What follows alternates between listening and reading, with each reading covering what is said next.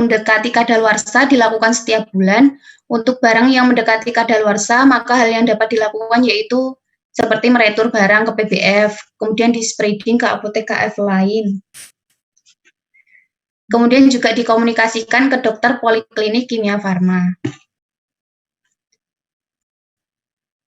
Untuk pengendalian persediaan itu bisa dari buku defekta, yaitu pencatatan obat yang hampir habis, kemudian dari pos atau point of sales. Jadi itu sistem dari Kimia Farma sendiri. Biasanya untuk transaksi barang yang keluar atau barang yang masuk.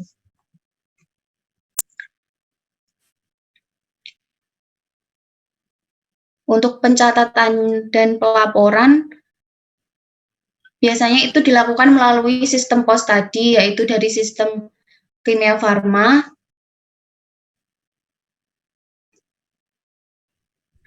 Meliputi tadi buku defekta, kemudian dari apotek Kimia Farma sendiri, itu juga apabila di apotek Kimia Farma yang sedang kita lakukan PKPA kemarin itu, apabila ada obat yang terjadi kekosongan, jadi kita itu bisa melihat stok obat dari KF lain. Jadi kita bisa meminta obat yang KF lain itu obatnya masih tersedia. Jadi di pos itu nanti ada stok obat-obat yang ada itu. Jadi apabila misal kita akan meminta obat di KF lain, kita akan menuliskan obat ke buku penerimaan. Kemudian kalau misalnya dari apotek lain itu akan meminta obat dari KF yang lainnya, itu nanti akan ditulis di buku drop keluar. Ini untuk kartu stok yang ada di Kimia Farma. Kemudian ini untuk registrasi obat narkotik. Jadi apabila ada resep obat yang berisi narkotik dan psikotropik, jadi setelah melakukan transaksi itu atau pembayaran di kasa pasiennya itu nanti akan dilakukan pencatatan obat narkotik yang keluar, dicatat stoknya berapa, tanggal berapa, kemudian nama pasiennya, alamat, nama dokter, dan alamat pasiennya. Ini untuk pelaporan psikotropik. Kemudian ini untuk pencatatan suhu, grafik suhu lemari es untuk vaksin. Jadi nanti setiap pukul 8, kemudian jam 12, dan pukul 00, jadi nanti ada alarm untuk pengingat pencatatan suhu vaksin itu berapa. Nanti diberi titik di bagian yang ada di grafik tersebut.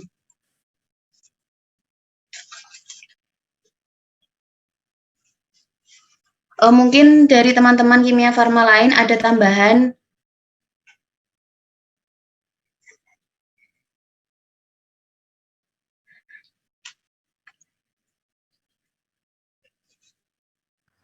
Ya, silakan dari kelompok Kimia Farma, mungkin ada tambahan lagi.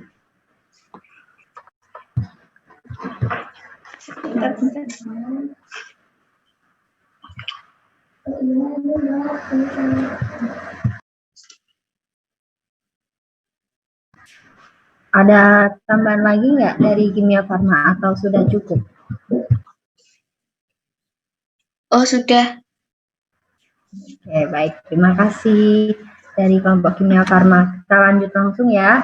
Untuk apotek selanjutnya dari Mitra Farma.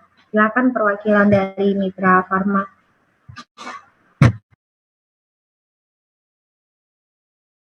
Saya akan menjelaskan mengenai apotek Mitra Farma.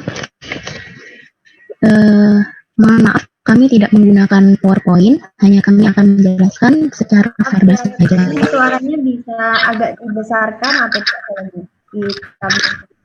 biar lebih jelas.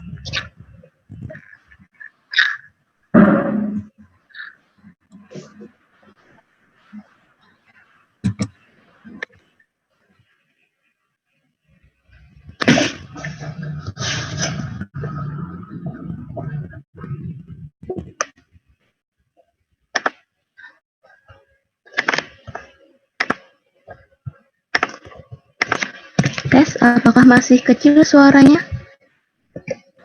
Sudah jelas. Oh iya.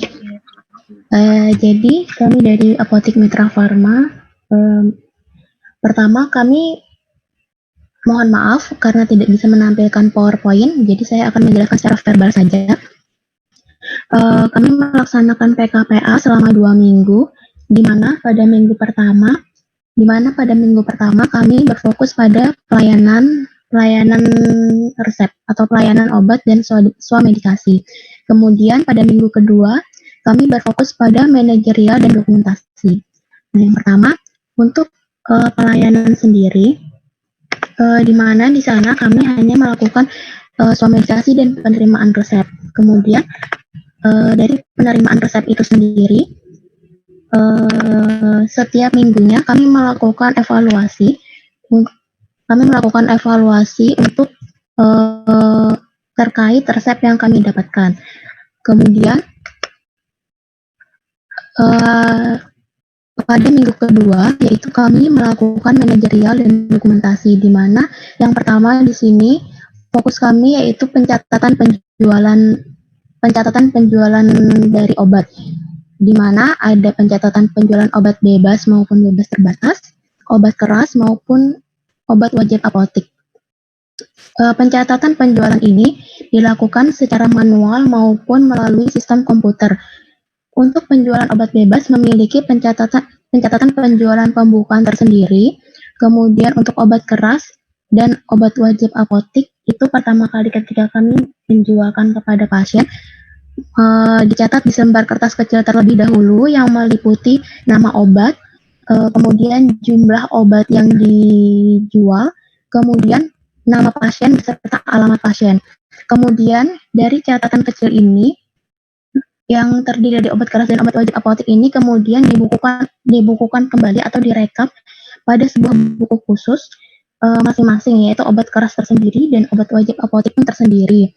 Nah, setelah direkap di buku, kemudian obat bebas juga direkap di bukunya masing-masing, kemudian diinput di komputer pada malam hari sebelum apotik akan tutup. Kemudian yang kedua yaitu pencatatan PMR, yaitu Patient Medication Record. Nah, di mana PMR ini sebenarnya di Apotik Mitra Farma baru dilaksanakan ketika kami PKPA di sana, yaitu pada minggu kedua.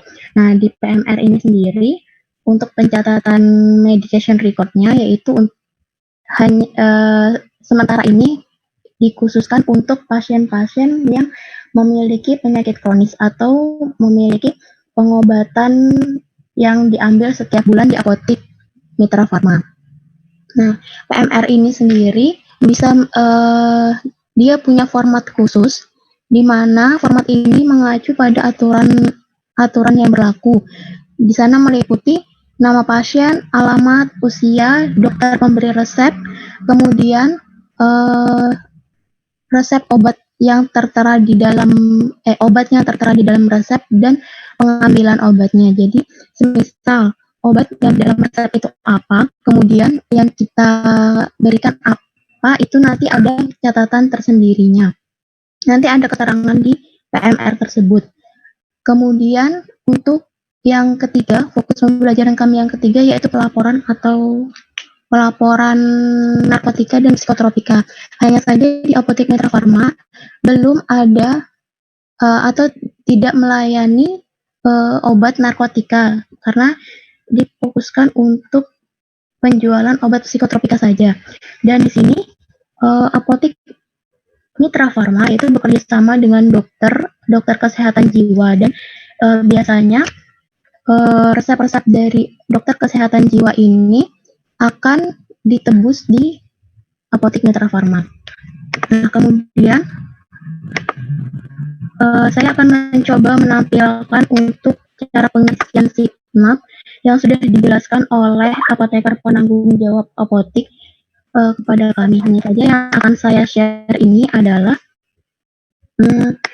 saya dapatkan dari internet. Semoga